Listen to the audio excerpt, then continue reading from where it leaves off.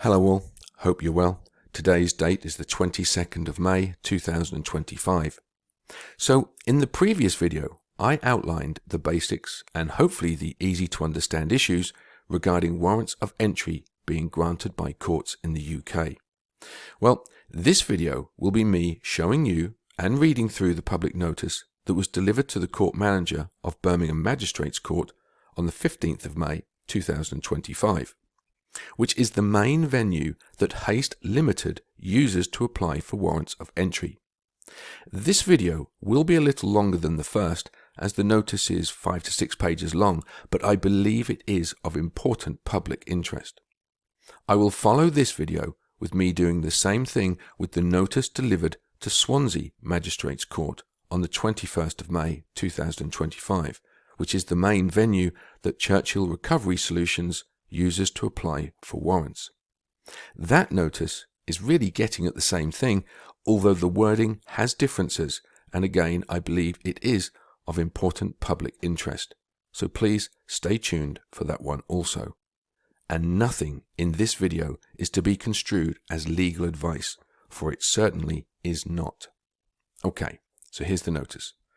Formal notice of grave concern and demand for investigation and remedy concerning unlawful warrant practices and misrepresentation by energy agents, from me in Suffolk to Sarah Smith, the court manager, Birmingham Magistrates Court, Victoria Law Courts, Corporation Street, B4 6QA. Subject: linked failures of procedure and lawful authority under the Rights of Entry, Gas and Electricity Boards Act 1954. Action required: immediate investigation, full disclosure, and lawful remedy. Section A. Requirement for lawful authority to apply for warrant. The court is reminded that under Section 2.1 of the Rights of Entry, Gas and Electricity Boards Act 1954, only a duly authorised operator or an employee of an operator may lawfully apply for a warrant of entry. Third-party agents may only apply if they can demonstrate lawful delegation of authority from a licensed operator, supported by written documentation. The evidentiary threshold requires clear proof that the agent is acting under formal instruction and that such delegation is within the scope permitted by the statutory framework. The court must independently verify the applicant's legal classification, ensuring that any party claiming the right to apply is in fact an operator or acting directly as an employee of one, not merely by assertion or affiliation.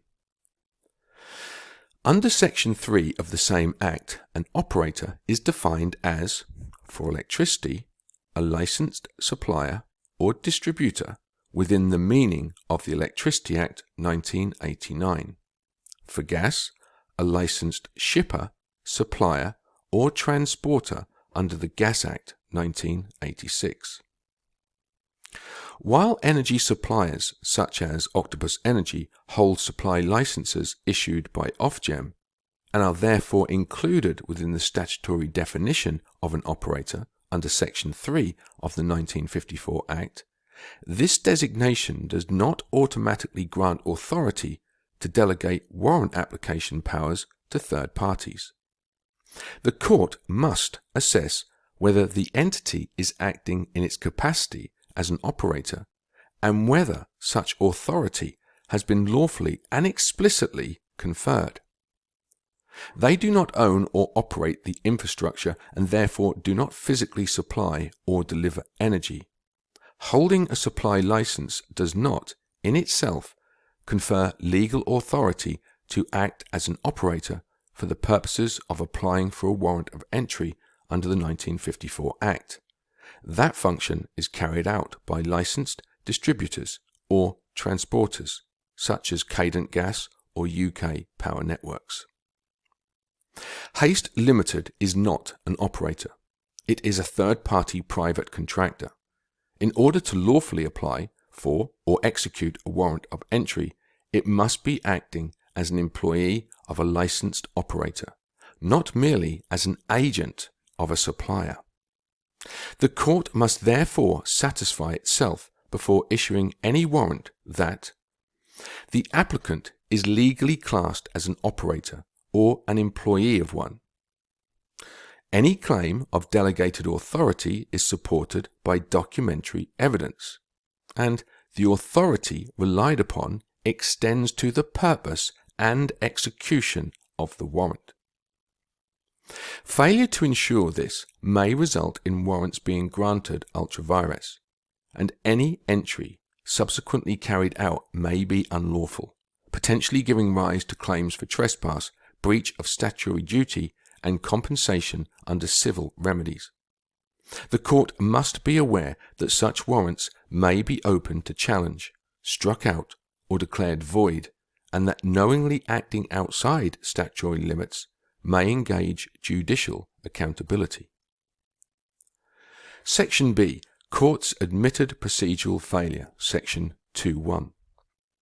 A reply received from Birmingham Magistrates Court confirmed, quote, "The court hears sworn oral evidence from the agent/officer confirming their name, who they work for, and what they are applying for. This satisfies the court as to the identity of the agent/employee." End quote. This practice is unlawful under Section 2.1 of the Rights of Entry, Gas and Electricity Boards Act 1954, which requires, quote, "sworn information in writing." End quote. The court's reliance solely on oral testimony is not authorized by statute. It undermines the integrity of any warrant issued and eliminates the audit trail and procedural safeguards required for lawfulness. The requirement for sworn information in writing is not a bureaucratic formality. It is a statutory safeguard designed to uphold due process, ensure traceability, and prevent misuse of executive power. Substituting oral declarations, especially from agents who may lack proper standing, creates a serious risk of injustice and undermines public trust in the judicial process.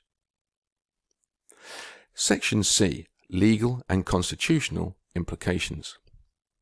These procedural breaches jointly create a climate of unlawful home entry and false claims under oath or statement of truth, and fraudulent applications enabled by lax court procedure.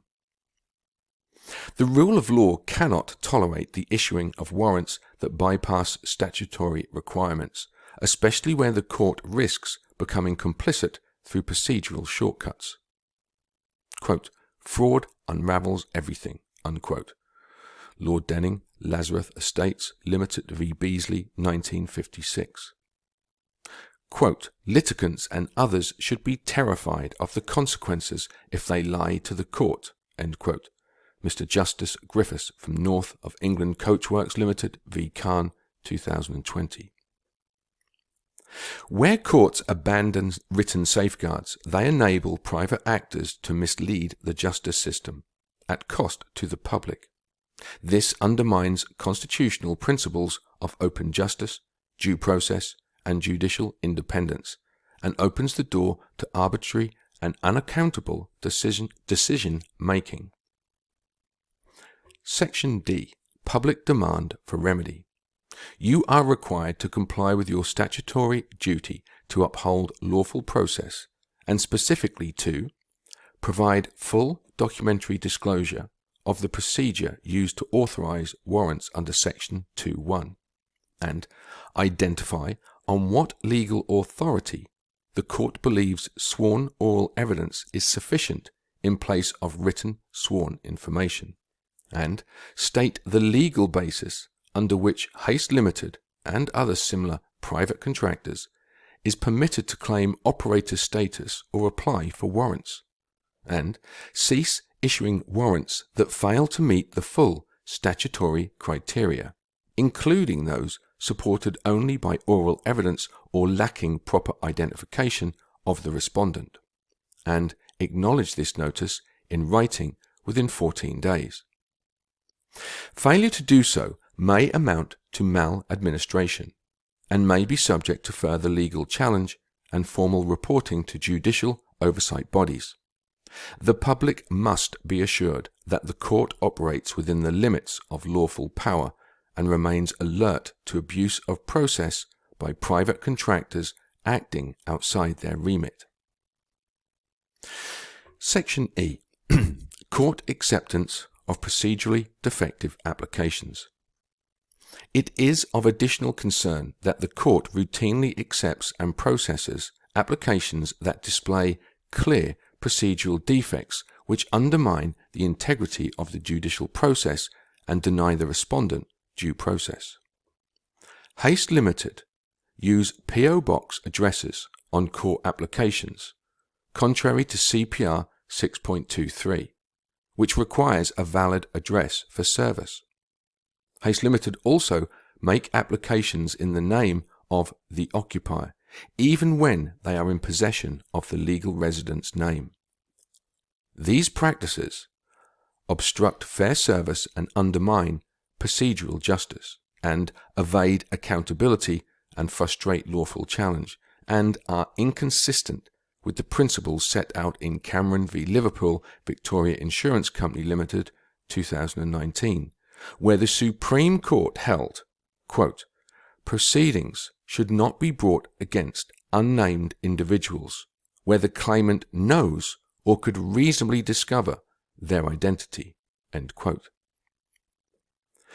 Allowing applications against unnamed parties without justification violates open justice and deprives the occupier of lawful due process. The court has a constitutional and procedural duty to detect and reject such abuses, not to enable them by default. Section F. Notice of Escalation.